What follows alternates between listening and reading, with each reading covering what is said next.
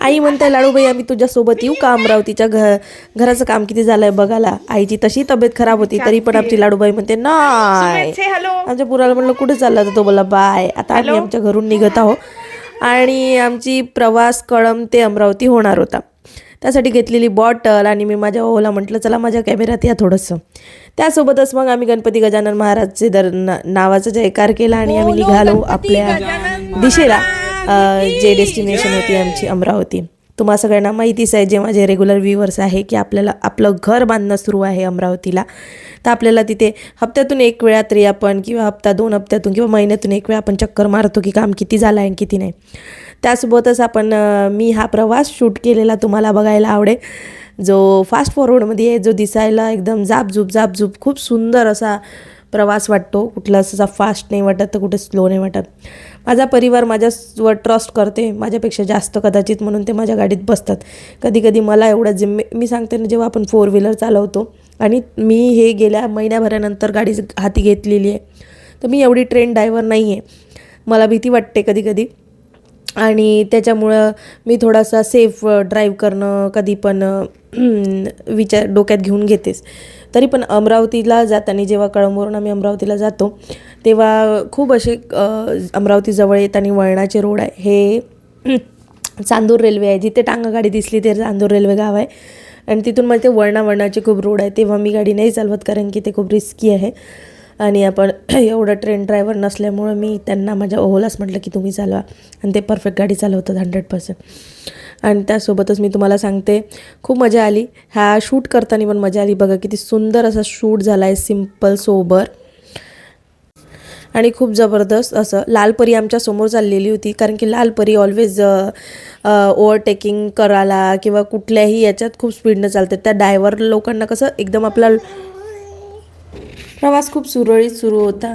आणि बघा हे बघायला पण किती छान वाटतं आणि मी तुमच्यासोबत बोलत पण आहे आणि मला हे असं व्ह्यू करायला पण छान वाटतं कारण की असं आपण जस्ट गाडीमध्ये तेवढं नाही बघत आणि आरामात बघितल्यानंतर भरपूरशा गोष्टी आपल्या पण लक्षात येतं.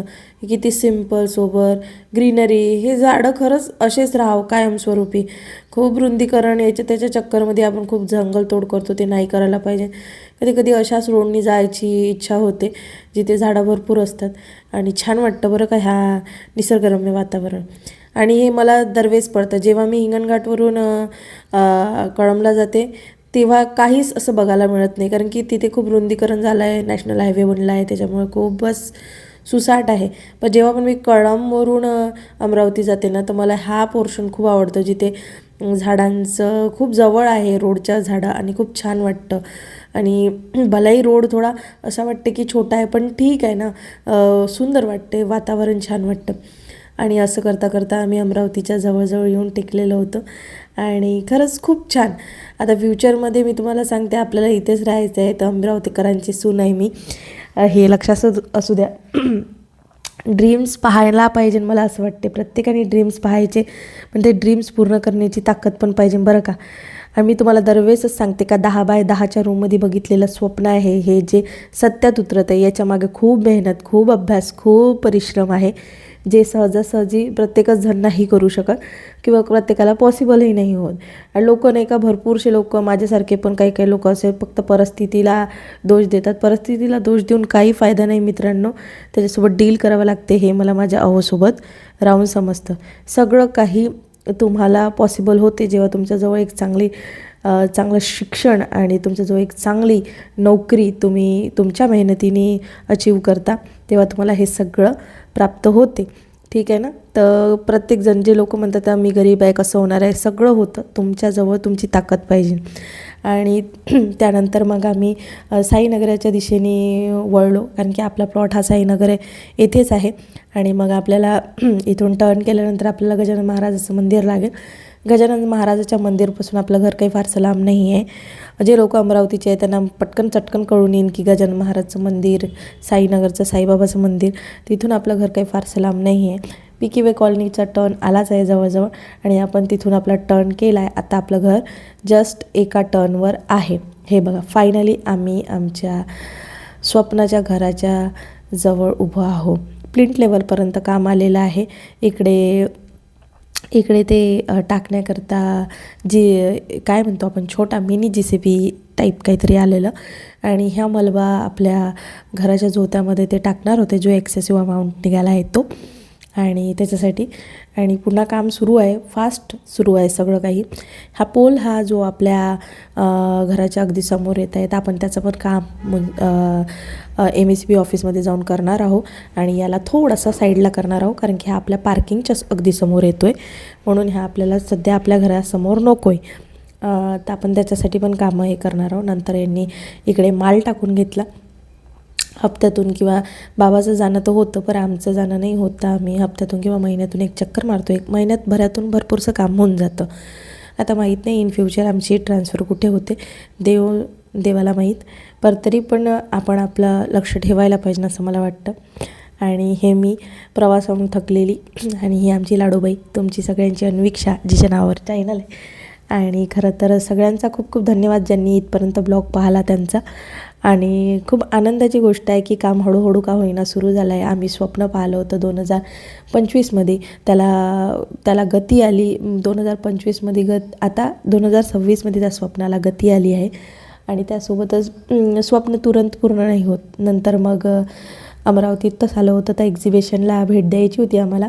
हे आमचे खूप जवळचे मित्रपरिवार आहे, त्यांचं हे एक्झिबिशन होतं. तर त्यांच्या एक्झिबिशनला विजिट आम्ही केलं आणि तिथून आम्ही खूप खूप छान छान शॉपिंग अशी केली. श्री रेणुका गृहउद्योग या ताई जे आहे, त्यांच्याकडे खूप सारे पदार्थ होते. हे त्यांच्या फ्रेंडचं दुकान आहे. मी त्या ताईंसोबत पण भेटवणार आहे तुम्हाला. एकदम चकलेपासून, खारापासून, सेवयापासून आणि हळदीपासून, तर वेगवेगळ्या हे बघा, ह्या ताई आहे त्या श्री रेणुका गृहउद्योगाच्या सर्वेकर्ता. हे त्यांची क्यूटशी छोटी मुलगी. आणि वेगवेगळ्या प्रकारचा चिवडा सगळंच अवेलेबल होतं घरगुती. नंतर इकडे बघितलं तिथं बँबूपासून भरपूरशा वस्तू होत्या. तर ह्या काकांनी आम्हाला सांगितलं कसल्या गोष्टी कशासाठी यूज होतात वगैरे. आणि खूप छान असं होतं. सुमेधला तर सगळंच पाहिजे नव्हतं. साडीज होत्या, ड्रेस होता, सगळं म्हणजे हँडलूमिंग वगैरे वालं वर्क होतं. भरपूरशा गोष्टी होत्या. ज्वेलरी होती, याच्यामधून मी 2 कडे घेतलेले आणि खूप सुंदर अशा माळा वगैरे होत्या. एक्झिबिशन खूपच सुंदर होतं आणि खूप छान होतं, लिटरली खूप छान होतं. आणि मित्रांनो, खरं तर तुम्हाला माहिती आहे माझी तब्येत व्यवस्थित नाही आहे, तर आवाज थोडा वेगळा निघत असेल, प्लीज ते पण तुम्ही मला माझं समजून घ्या.